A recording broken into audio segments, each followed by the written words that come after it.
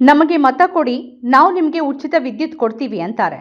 ಇದು ಬಹಳ ಅಪಾಯಕಾರಿ. ಯಾಕಂದ್ರೆ ಅವರು ನಿಮಗೆ ಉಚಿತ ವಿದ್ಯುತ್ ಕೊಡಲ್ಲ, ಅದರ ಬದಲಿಗೆ ನಿಮಗೆ ವಿದ್ಯುತ್ ಸಿಗದ ಹಾಗೆ ಮಾಡಿಬಿಡ್ತಾರೆ. ಹೀಗಂತ ಕರ್ನಾಟಕ ಸಹಿತ ಕಾಂಗ್ರೆಸ್ ಮತ್ತಿತರ ಪಕ್ಷಗಳು ಘೋಷಿಸಿದ್ದ ಉಚಿತ ವಿದ್ಯುತ್ನ ಗ್ಯಾರಂಟಿಯನ್ನ ಜರಿದಿದ್ದವರು ಕೇಂದ್ರ ಸಚಿವ ಬಿಜೆಪಿ ಹಿರಿಯ ನಾಯಕ ಪ್ರಹ್ಲಾದ್ ಜೋಶಿ ಅವರ ಈ ಹೇಳಿಕೆ ಈಗ ಸಿಕ್ಕಾಪಟ್ಟೆ ವೈರಲ್ ಆಗಿದೆ. ಅದಕ್ಕೆ ಕಾರಣ ಜಮ್ಮು ಮತ್ತು ಕಾಶ್ಮೀರದಲ್ಲಿ ವಿಧಾನಸಭೆ ಚುನಾವಣೆಗೆ ಬಿಜೆಪಿ ಪ್ರಕಟ ಮಾಡಿರುವ ಪ್ರಣಾಳಿಕೆ ಹಾಗೂ ಅದರಲ್ಲಿರುವ ಉಚಿತ ಗಡ ಘೋಷಣೆ. ಕರ್ನಾಟಕ ವಿಧಾನಸಭೆ ಚುನಾವಣೆಗೆ ಮುನ್ನ ಕಾಂಗ್ರೆಸ್ ಘೋಷಿಸಿದ್ದ ಗ್ಯಾರಂಟಿಗಳು ಇನ್ನಿಲ್ಲದಂತೆ ಜರಿದಿದ್ದ ಬಿಜೆಪಿ ಲೋಕಸಭೆ ಚುನಾವಣೆ ಹೊತ್ತಲ್ಲಿ ಮೋದಿ ಕಿ ಗ್ಯಾರಂಟಿ ಅನ್ನೋ ಹೆಸರಲ್ಲಿ ಅಂಥದ್ದೇ ಗ್ಯಾರಂಟಿಗಳನ್ನು ಘೋಷಿಸಿತ್ತು. ಅಲ್ಲಿಯವರೆಗೆ ಗ್ಯಾರಂಟಿಯಿಂದ ರಾಜ್ಯ ದಿವಾಳಿ ಅಂತ ಬೊಬ್ಬಿರಿತಾ ಇದ್ದ ಬಿಜೆಪಿ ನಾಯಕರು ಗಪ್ ಚುಪ್ಪಾದ್ರು. ಮೋದಿ ಗ್ಯಾರಂಟಿಯಿಂದ ದೇಶ ದಿವಾಳಿ ಅಂತ ಯಾರೂ ಹೇಳಲಿಲ್ಲ. ಬದಲಾಗಿ ಮೋದಿ ಗ್ಯಾರಂಟಿಯಿಂದ ದೇಶದ ಉದ್ಧಾರ ಆಗತ್ತೆ ಅಂತೆಲ್ಲ ಹೋದಲ್ಲಿ ಬಂದಲ್ಲಿ ಪ್ರಚಾರ ಮಾಡಿದ್ರು. ಕಾಂಗ್ರೆಸ್ ಗ್ಯಾರಂಟಿಗಳನ್ನೇ ಬಿಜೆಪಿ ಚುನಾವಣೆ ಸೋಲುವ ಭಯದಿಂದ ಕಾಪಿ ಮಾಡಿದೆ ಅಂತ ಸಿಎಂ ಸಿದ್ದರಾಮಯ್ಯ ಹೇಳಿದ್ರು. 5 ರಾಜ್ಯಗಳ ಚುನಾವಣೆಯಲ್ಲೂ ಬಿಜೆಪಿ ಅದೇ ಕಾಂಗ್ರೆಸ್ ಗ್ಯಾರಂಟಿಗಳನ್ನ ಕಾಪಿ ಮಾಡಿದ್ದು, ಅದರ ಲಾಭ ಬಾಚಿಕೊಂಡಿದ್ದು ಎಲ್ಲರಿಗೂ ಗೊತ್ತು. ಇದೀಗ ದಶಕದ ಬಳಿಕ ಜಮ್ಮು ಮತ್ತು ಕಾಶ್ಮೀರದಲ್ಲಿ ವಿಧಾನಸಭೆ ಚುನಾವಣೆ ನಡೀತಾ ಇದ್ದು, ಹೇಗಾದ್ರೂ ಅಲ್ಲಿ ಸಮಾಧಾನಕರ ಫಲಿತಾಂಶ ಪಡೆಯೋಕೆ ಪ್ರಯತ್ನ ಪಡ್ತಿರುವ ಬಿಜೆಪಿ ಹಲವು ಉಚಿತ ಭರವಸೆಗಳನ್ನ ಘೋಷಿಸಿದೆ. ಈ ಹಿನ್ನೆಲೆಯಲ್ಲಿ ಶುಕ್ರವಾರ ಕೇಂದ್ರ ಗೃಹ ಸಚಿವ ಅಮಿತ್ ಶಾ ಅವರು ಸಂಕಲ್ಪ ಪತ್ರ ಹೆಸರಿನ ಪ್ರಣಾಳಿಕೆ ಬಿಡುಗಡೆ ಮಾಡಿದ್ದಾರೆ. ಪ್ರಣಾಳಿಕೆಯಲ್ಲಿ ಒಟ್ಟು 25 ಭರವಸೆಗಳನ್ನು ಪ್ರಕಟ ಮಾಡಿದ್ದಾರೆ. ವರ್ಷಕ್ಕೆ 2 ಉಚಿತ ಗ್ಯಾಸ್ ಸಿಲಿಂಡರ್, ವಿದ್ಯಾರ್ಥಿಗಳಿಗೆ ಪ್ರತಿ ವರ್ಷ 3,000 ರೂಪಾಯಿ ಪ್ರಯಾಣ ಭತ್ಯೆ, ಕರ್ನಾಟಕದ ಗೃಹಲಕ್ಷ್ಮಿ ಮಾದರಿಯಲ್ಲೇ ಮಹಿಳೆಯರಿಗೆ ವರ್ಷಕ್ಕೆ 18,000 ರೂಪಾಯಿ, ರೈತರಿಗೆ ಶೇಕಡ 50 ರಿಯಾಯಿತಿ ದರದಲ್ಲಿ ವಿದ್ಯುತ್ ಸೇರಿದಂತೆ ಹಲವು ಉಚಿತ ಯೋಜನೆಗಳನ್ನು ಘೋಷಣೆ ಮಾಡಲಾಗಿದೆ.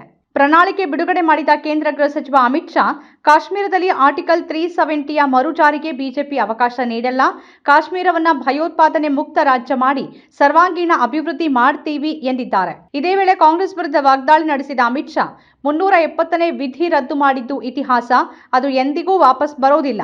ಆರ್ಟಿಕಲ್ 370 ಯುವಕರ ಕೈಯಲ್ಲಿ ಶಸ್ತ್ರಾಸ್ತ್ರಗಳು ಮತ್ತು ಕಲ್ಲುಗಳನ್ನು ನೀಡಿದೆ, ನಾವದನ್ನ ನಿಲ್ಲಿಸಿದ್ದೇವೆ ಅಂತ ಹೇಳಿದ್ದಾರೆ. ಜಮ್ಮು ಮತ್ತು ಕಾಶ್ಮೀರದಲ್ಲಿ ಬಿಜೆಪಿ ಅಧಿಕಾರಕ್ಕೆ ಬಂದ್ರೆ ಮಾ ಸಮ್ಮಾನ್ ಯೋಜನೆ ಅಡಿಯಲ್ಲಿ ಪ್ರತಿ ಕುಟುಂಬದ ಹಿರಿಯ ಮಹಿಳೆಗೆ ವರ್ಷಕ್ಕೆ 18,000 ರೂಪಾಯಿ ಕೊಡೋದಾಗಿ ಬಿಜೆಪಿ ಭರವಸೆ ನೀಡಿದೆ.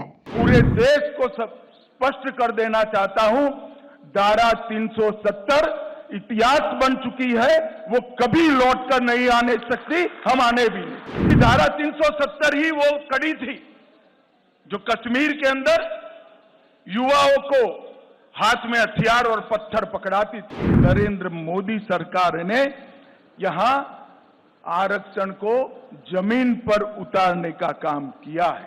उमर साहब, चूंटनी का नतीजा जो आए वो आए, हम गुर्जर, बकरवाल और पहाड़ी के आरक्षण को आपको छूने नहीं देंगे. ಬಿಜೆಪಿ ಹೊರಡಿಸಿರುವ ಪ್ರಣಾಳಿಕೆಯನ್ನ ಕಾಂಗ್ರೆಸ್ ಜುಮ್ಲಾ ಪತ್ರ ಅಂತ ಕರೆದಿದೆ. ಬಿಜೆಪಿ ಜನರಿಗೆ ಕೇವಲ ಸುಳ್ಳು ಭರವಸೆಗಳನ್ನ ಮಾತ್ರ ನೀಡ್ತಿದೆ ಅಂತ ಆರೋಪಿಸಿದೆ. ಬಿಜೆಪಿ ಅಧಿಕಾರದ ಅವಧಿಯಲ್ಲಿ ಭಾರೀ ತೆರಿಗೆ, ಅಭೂತಪೂರ್ವ ನಿರುದ್ಯೋಗ ಮತ್ತು ದಾಖಲೆಯ ಹಣದುಬ್ಬರದಿಂದಾಗಿ ಜನರಿಗೆ ಹೊರೆಯಾಗಿದೆ ಅಂತ ಕಾಂಗ್ರೆಸ್ ಹೇಳಿದೆ. ಬಿಜೆಪಿ ಈಗ ಪ್ರಸ್ತಾಪಿಸುತ್ತಿರುವ ಯಾವುದೇ ಭರವಸೆಗಳನ್ನ ಅವರ ಆಡಳಿತದಲ್ಲಿ ಜಾರಿಗೊಳಿಸಿಲ್ಲ. ಬದಲಿಗೆ ಸಾರ್ವಜನಿಕರಿಗೆ ಭಾರೀ ತೆರಿಗೆ, ಶುಲ್ಕ ಮತ್ತು ಸುಂಕಗಳ ಹೆಚ್ಚಳ ಮತ್ತು ಅಗತ್ಯ ವಸ್ತುಗಳ ಬೆಲೆ ಏರಿಕೆಯಾಗಿದೆ. ಹಲವಾರು ನೇಮಕಾತಿ ಹಗರಣಗಳು ಸಂಭವಿಸಿವೆ. ನಿರುದ್ಯೋಗಿಗಳು ತೀವ್ರ ಸಂಕಷ್ಟಕ್ಕೆ ಸಿಲುಕಿದ್ರು ಅಂತ ಕಾಂಗ್ರೆಸ್ ವಕ್ತಾರರು ಹೇಳಿದ್ದಾರೆ. ದಿನಗೂಲಿ ಕಾರ್ಮಿಕರು, ಇತರ ನೌಕರರು ಬೀದಿಗಿಳಿದು ಪ್ರತಿಭಟನೆ ನಡೆಸುತ್ತಿರುವ ದುಸ್ಥಿತಿಯ ಬಗ್ಗೆ ಕಾಂಗ್ರೆಸ್ ಪಕ್ಷ ಎತ್ತಿ ತೋರಿಸಿದೆ. ಬಿಜೆಪಿ ಮತ್ತೆ ಅಧಿಕಾರಕ್ಕೆ ಬಂದ್ರೆ 2014ರ ಚುನಾವಣೆಯ ಸಮಯದಲ್ಲಿ ನೀಡಲಾದ ಈ ಭರವಸೆಗಳು ಈಡೇರೋದಿಲ್ಲ ಅಂತ ಕಾಂಗ್ರೆಸ್ ಹೇಳಿದೆ. ಜಮ್ಮು ಕಾಶ್ಮೀರದ ವಿಶೇಷ ಸ್ಥಾನಮಾನ ನೀಡುವ 370ನೇ ವಿಧಿ ರದ್ದತಿ ಬಳಿಕ ಇಡೀ ಕಾಶ್ಮೀರ ಸರ್ಕಾರದ ನಡೆಯಿಂದ ಬಹಳ ಖುಷಿಯಾಗಿದೆ. ಇನ್ನು ಕಾಶ್ಮೀರ ಎಲ್ಲಿಲ್ಲದ ಅಭಿವೃದ್ಧಿ ಕಾಣಲಿದೆ, ಅಲ್ಲಿ ದೊಡ್ಡ ಕ್ರಾಂತಿಯೇ ಆಗಲಿದೆ ಅಂತ ಹಗಲು ರಾತ್ರಿ ಪ್ರಚಾರ ಮಾಡಲಾಯಿತು. ಆದರೆ ಅಲ್ಲಿ ಆಗಿದ್ದೇನು? ಅಲ್ಲಿನ ಆರ್ಥಿಕತೆ ಕುಸಿದೋಯ್ತು, ಜನ ಸಂಕಷ್ಟಕ್ಕೆ ಸಿಲುಕಿದ್ರು. ರಾಜ್ಯ ಸ್ಥಾನಮಾನ ಕಳೆದುಕೊಂಡು ಜಮ್ಮು ಕಾಶ್ಮೀರ ಲೆಫ್ಟಿನೆಂಟ್ ಗವರ್ನರ್ ಅವರ ಅಧೀನಕ್ಕೆ ಹೋಯಿತು. ಉಗ್ರರ ಅಟ್ಟಹಾಸ, ನುಸುಳುಕೋರರ ಸಂಖ್ಯೆ, ಸೈನಿಕರು ಬಲಿಯಾಗೋದು ಹೆಚ್ಚುತ್ತಲೇ ಹೋಯಿತು. ಕಾಶ್ಮೀರಿ ಪಂಡಿತರ ಪರಿಸ್ಥಿತಿಯಂತೂ ಚಿಂತಾಜನಕವಾಯಿತು. ದಿನ ಬೆಳಗಾದ್ರೆ ಅವರ ಮೇಲೆ ದಾಳಿ ನಡೆಯತೊಡಗಿತು.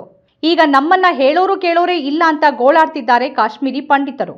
ಪಂಡಿತರ ಹೆಸರಲ್ಲಿ ದೇಶಾದ್ಯಂತ ರಾಜಕೀಯ ಲಾಭ ಮಾಡಿಕೊಂಡ ಬಿಜೆಪಿ ಅದೇ ಪಂಡಿತರನ್ನ ಸಂಪೂರ್ಣವಾಗಿ ನಿರ್ಲಕ್ಷ್ಯ ಮಾಡಿತು. ಅವರು ನಮ್ಮ ಹೀನಾಯ ಸ್ಥಿತಿ ನೋಡಿ ಸಹಾಯ ಮಾಡಿ ಅಂತ ಪ್ರತಿಭಟನೆ ಮಾಡಿದ್ರೆ ಅವರ ವಿರುದ್ಧ ದಬ್ಬಾಳಿಕೆಯ ಕ್ರಮವನ್ನು ಕೈಗೊಳ್ಳಲಾಯಿತು. ಇದೆಲ್ಲ ಎಲ್ಲಿಗೆ ಹೋಗಿ ತಲುಪ್ತು ಅಂತಂದ್ರೆ, ಲೋಕಸಭೆ ಚುನಾವಣೆಯಲ್ಲಿ ಜಮ್ಮು ಕಾಶ್ಮೀರದ 3 ಲೋಕಸಭಾ ಸ್ಥಾನಗಳಲ್ಲಿ ಬಿಜೆಪಿ ಸ್ಪರ್ಧೆ ಮಾಡಲೇ ಇಲ್ಲ. ಈಗ ಕಾಶ್ಮೀರದಲ್ಲಿ ನೆಟ್ಟಗೆ ವಿದ್ಯುತ್ ಸರಬರಾಜು, ನೀರಿನ ಸರಬರಾಜು ಇಲ್ಲದ ಚಿಂತಾಜನಕ ಸ್ಥಿತಿ. ಈಗ ವಿಧಾನಸಭೆ ಚುನಾವಣೆಯಲ್ಲೂ ಬಿಜೆಪಿಗೆ ಅಲ್ಲಿ ಬಹಳ ಕಠಿಣ ಪರಿಸ್ಥಿತಿ ಎದುರಾಗಿದೆ.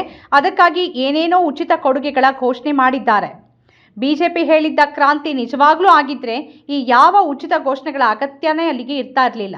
ಇನ್ನು ಬೇರೆ ಪಕ್ಷದವರು ಗ್ಯಾರಂಟಿ ಘೋಷಣೆ ಮಾಡಿದ್ರೆ ಅದರಿಂದ ದಿವಾಳಿ ಆಗುತ್ತೆ ಅನ್ನೋ ಬಿಜೆಪಿ ಮಾತ್ರ ತನಗೆ ಬೇಕಾದ ಕಡೆಯಲ್ಲೆಲ್ಲ ಅದೇ ಗ್ಯಾರಂಟಿಗಳನ್ನು ಘೋಷಣೆ ಮಾಡುವ ಸೋಗ್ಲಾಡಿತನ ಬಿಡೋದೇ ಇಲ್ಲ. ಕರ್ನಾಟಕದಲ್ಲಿ ಗ್ಯಾರಂಟಿಗಳಿಂದ ಎಲ್ಲ ಅಭಿವೃದ್ಧಿ ಕೆಲಸ ನಿಂತು ಹೋಗಿದೆ, ರಾಜ್ಯ ದಿವಾಳಿ ಆಗ್ತಿದೆ, ಯಾವುದಕ್ಕೂ ಕಾಸಿಲ್ಲ ಅಂತ ಪ್ರಚಾರ ಮಾಡ್ತಾನೇ ಇದೆ ಬಿಜೆಪಿ. ಆದರೆ ಅದೇ ಬಿಜೆಪಿ ಬೇರೆ ರಾಜ್ಯಗಳಲ್ಲಿ ಕಾಂಗ್ರೆಸ್ನ ಅದೇ ಗ್ಯಾರಂಟಿಗಳನ್ನು ತಾನು ಘೋಷಣೆ ಮಾಡ್ತಿದೆ.